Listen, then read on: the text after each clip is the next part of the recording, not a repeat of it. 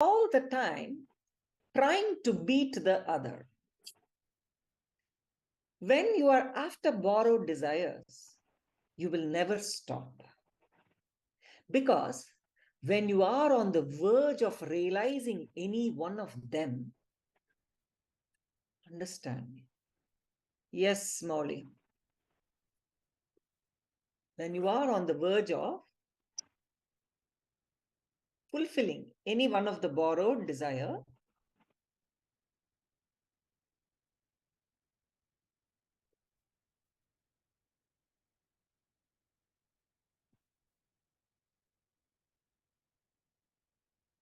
another borrowed desire will come up from somewhere and you will be on track once more.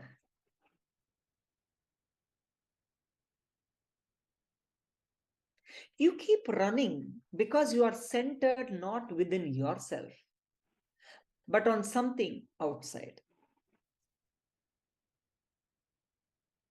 Your center is on other people, and their center is elsewhere, not inside themselves. Imagine how much you have to run, how much you have to pull and push according to the mass sway of off-centric thoughts and emotions. You become a puppet.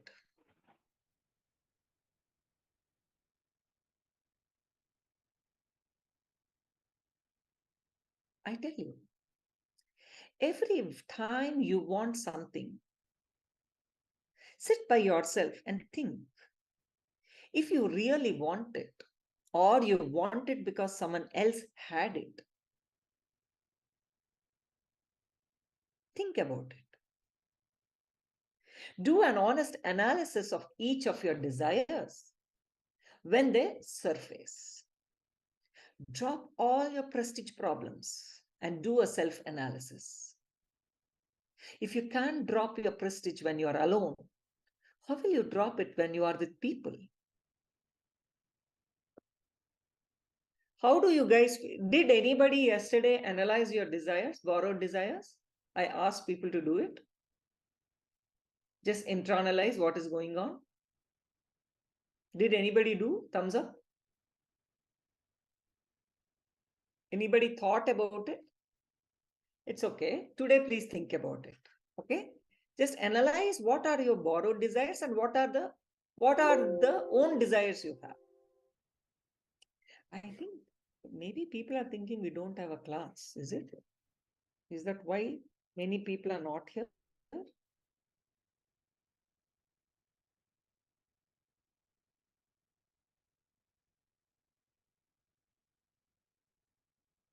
Suddenly, I see 50-60% of the crowd drops. What is it? You got bored seeing my face or what?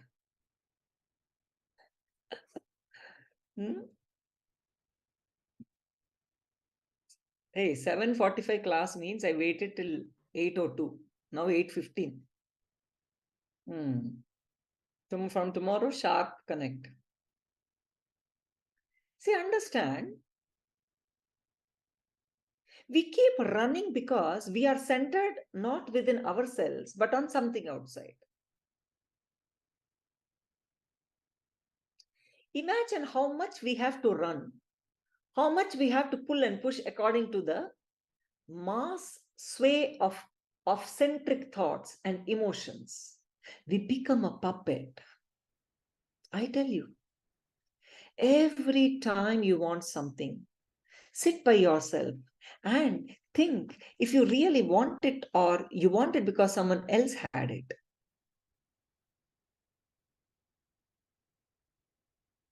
Drop your prestige when you are alone.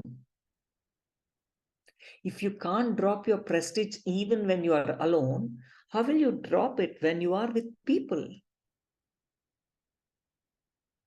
If you are able to live out only your desires, you will die a peaceful death, full of satisfaction, even if it is on the platform. If you live your whole life with borrowed desires, you will never see real fulfillment.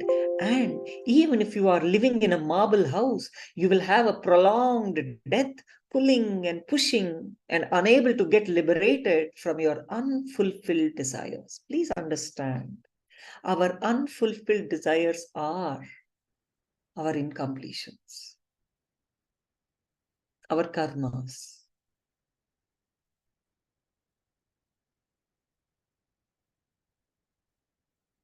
In Jainism, there is a belief that when you are born, the entire quantity of food and energy that you will need during your lifetime is sent along with you. All the resources you need for this life is sent along with you when you come to this world. This is a way of saying that whatever your true requirements in this birth are, existence equips you with the energy to fulfill them before even sending you to the planet Earth. But when we start using this energy to realize our borrowed desires, what will happen? We will start feeling that nothing has been given to us, that nothing is enough. We feel tired, exhausted, and frustrated that nothing is happening.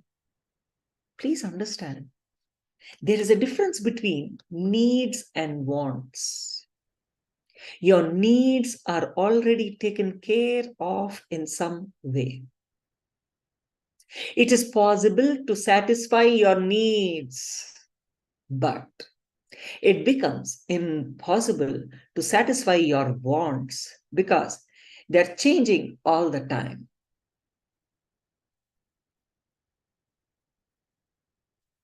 Yesterday my daughter in US, she went to some mall, Scottsdale, and she's like, Ma, shall I go and see Christian Dior brand inside? I said, relax. It's not your need. I said, definitely it's not your need. So I said, relax. You don't even have to see. First, even after we see, we should not borrow. But because she's a child, just to curtail the desires, I said, relax, don't even step in. It's not our need at all. No, you don't need Louis Vuitton. She wants a Louis Vuitton suitcase. Suitcase. I am like, forget about a handbag, suitcase. She wants 2 or 3. A Louis Vuitton slippers. I said, it's like, I said, if you buy footwear of Louis Vuitton, it's like you're stepping on dollar notes. It's like stepping on Mahalakshmi. So I said, please relax.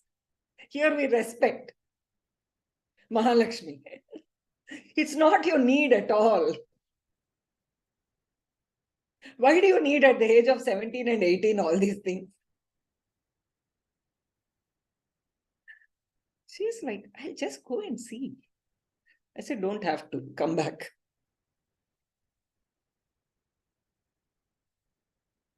I will see if I can buy for you. I said, don't want. I said, relax. See what all I sent you to study, not to.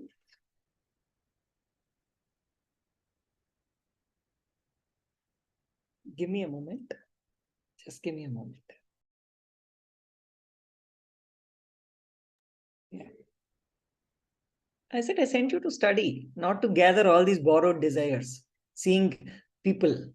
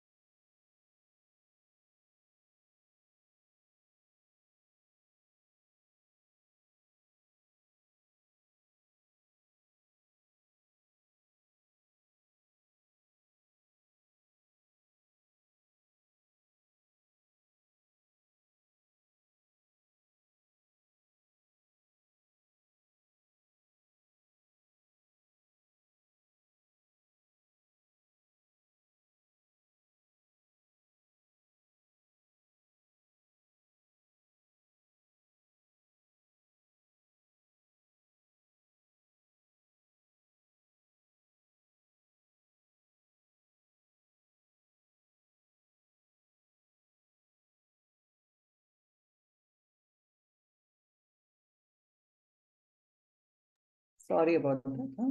If somebody knocks on the door, I have to respond. Otherwise, they'll go on knocking. Actually, my daughter is starting there in US. So it's she's not responding to the call. That's why they are worried here. Anyhow. So understand, it's her summer vacation and she's coming back. Anyhow. But when you start using this energy to realize borrowed desires, you start feeling that nothing has been given to you. There is a difference between needs and wants.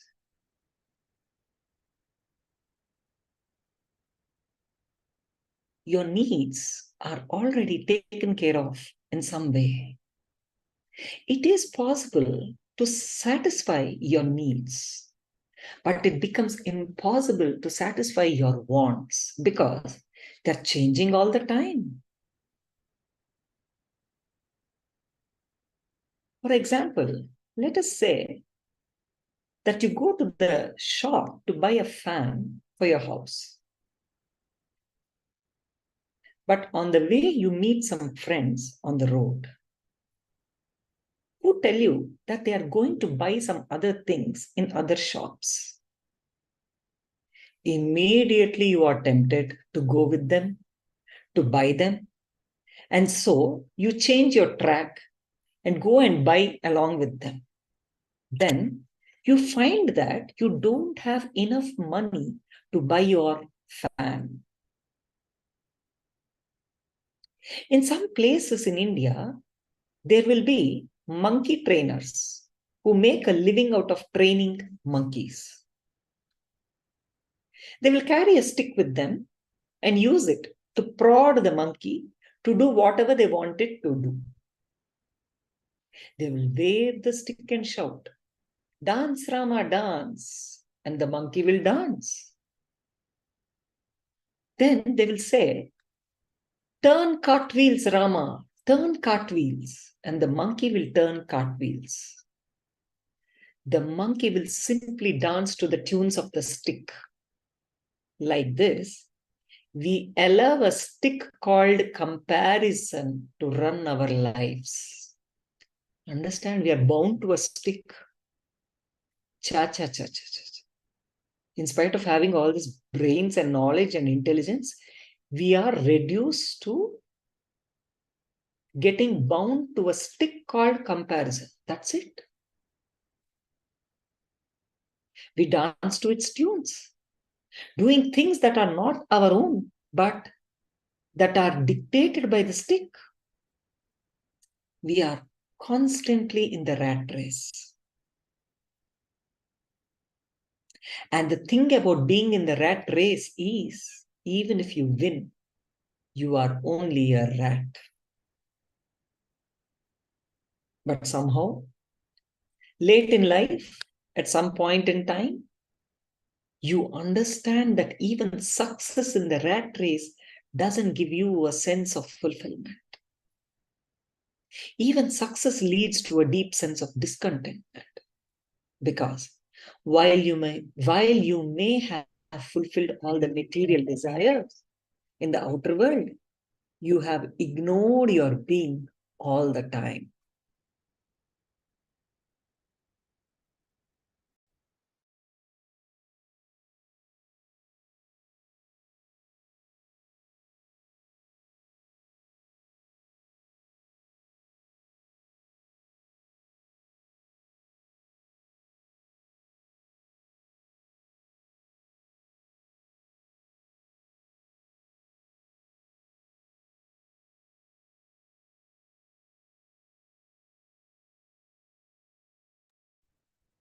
Anyhow,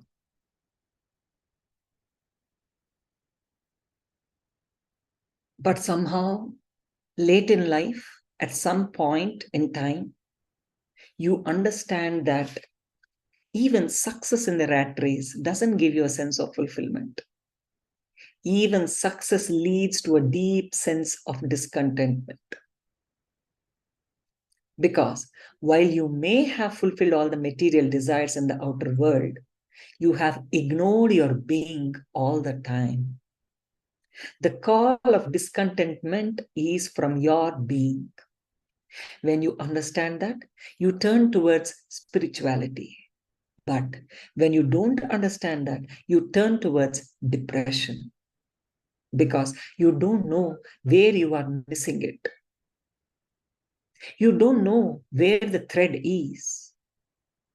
You don't know what went wrong. What more do you want?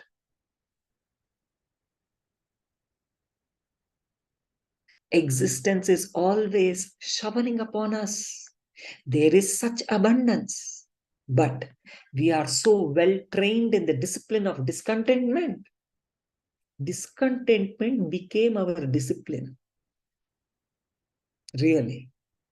We are so well trained in the discipline of discontentment that we have become insensitive to what we receive. We always want more. We always want more. A small story. One man was doing rigorous penance in the jungle for God to appear. God appeared before him. He told the man to ask what he wanted.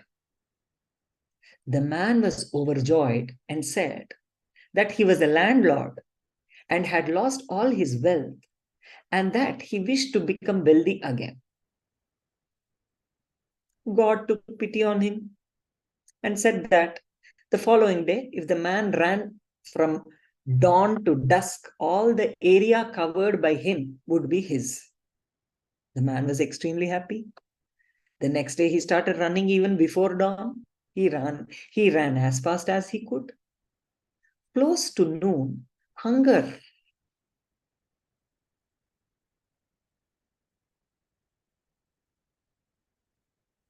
was there, but he didn't pay heed and kept running.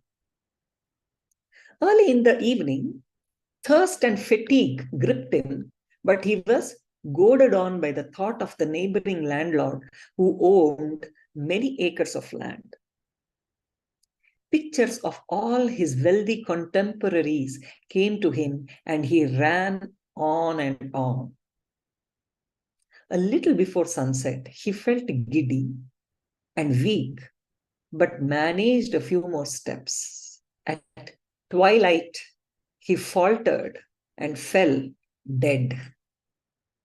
Dead. This is how we all live our lives. We run the race without even stopping to think why we are running. We run because everyone else is running. Adi Shankaracharya beautifully describes this as tathakim, tathakim, meaning what next? What next? Tathakim, tathakim. Great incarnation and scholar.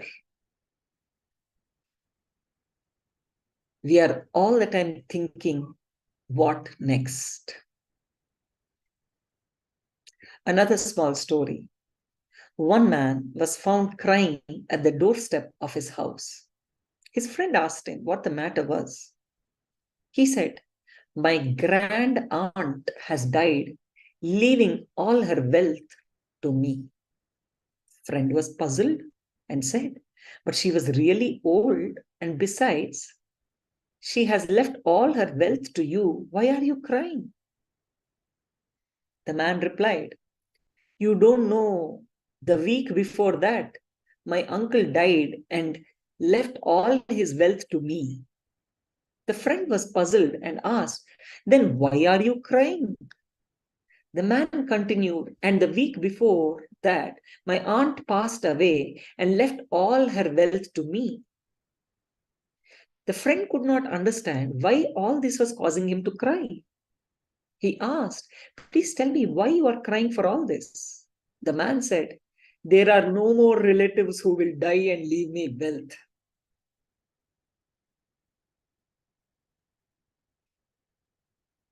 Of course, this is an exaggerated story, but we are like this. We don't feel happy with all the things that we have. For just 24 hours, from morning till night, just imagine that you have lost your eyesight. Try going about your work, keeping your eyes closed. In just a few minutes, you will understand the difficulty. It will be such a relief to open your eyes and see the world again. You will probably then thank God for your eyesight.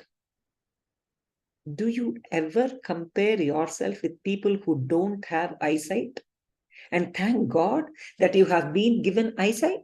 No. Why not? Because whatever has been given to you is always taken for granted.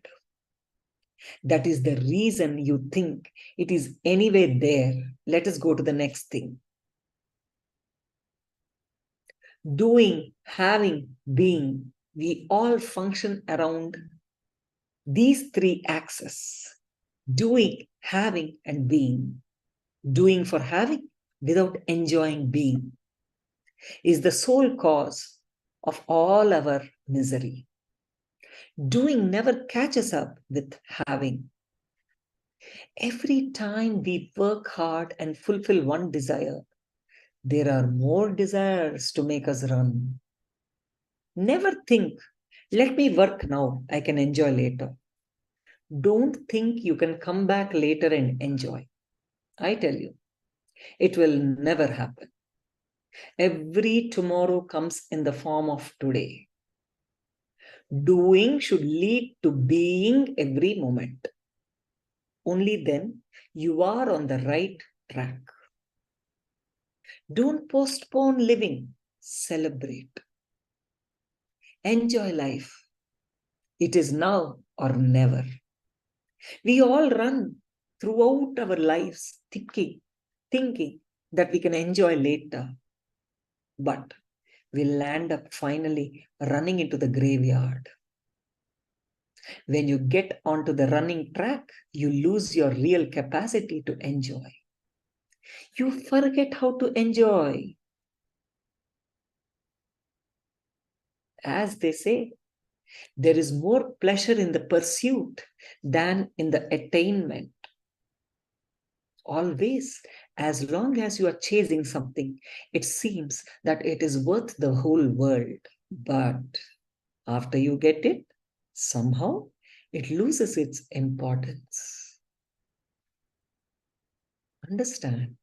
If you become aware of yourself and understand what exactly you want and try to do that alone, you will never find yourself in this kind of a self-contradictory and fragmented situation. You will never find yourself in a self-contradictory and fragmented situation. Sri Ramana Maharishi beautifully says, mind is that illusion which shows a tiny mustard seed to be a huge mountain until it is attained, and a mountain to be as insignificant as a mustard seed once it has been attained. That is our illusion. Our illusion is such, even a tiny mustard seed, we look at it as a mountain until we achieve it. After achieving, a mountain will be like a mustard seed. This is the mind's illusion. People always ask Swamiji, Swamiji, unless we compare, how will we know where we stand?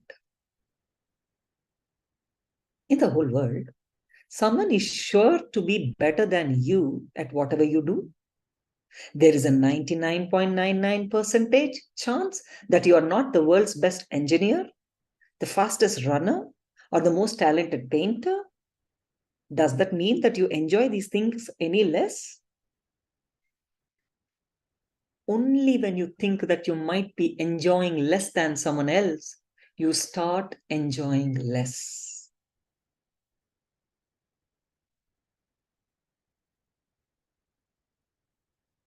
The moment the thought that someone else might be enjoying more than you comes in, your whole flavor changes. You become uneasy and jealous.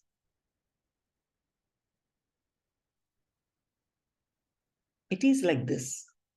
Poverty itself doesn't trouble us. The thought that we are poor troubles us. We might be leading a peaceful life as we are, but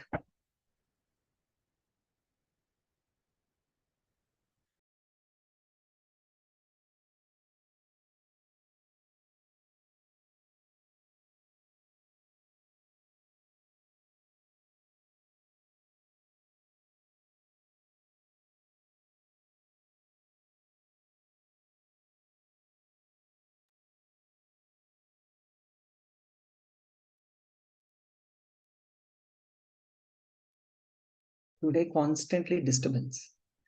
Only when you think, the moment the thought that someone else might be enjoying more than you comes in you, your whole flavor changes. You become uneasy and jealous.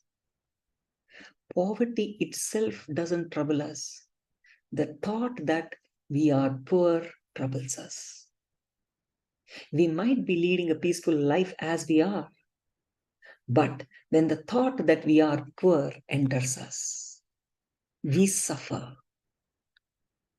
And how does this thought come? By seeing others and comparing. We feel this way because this thought directly hits our ego and we shrink like a mango. Anyhow, I think I'll end this class today because too much disturbance actually. I don't know why. We will continue tomorrow. Okay. But at 9:15 p.m. Indian Standard Time, we have unclutch meditation. After this understanding of powerful cognition, when you move to unclutch meditation, that will really help you. So do not miss 9:15 unclutch meditation. Okay? Very good. Jnana Lakshmi. Definitely, ma. Same room, same link. Okay. Thank you, everybody. Sorry to end early, but I'll come back tomorrow. Okay. Okay. Om Shanti Shanti Shanti Hari Om Tat Sat Sarvam Sadguru Padarpanamastu Om Nityanandam. See you all tomorrow. Please connect on time. Bye bye.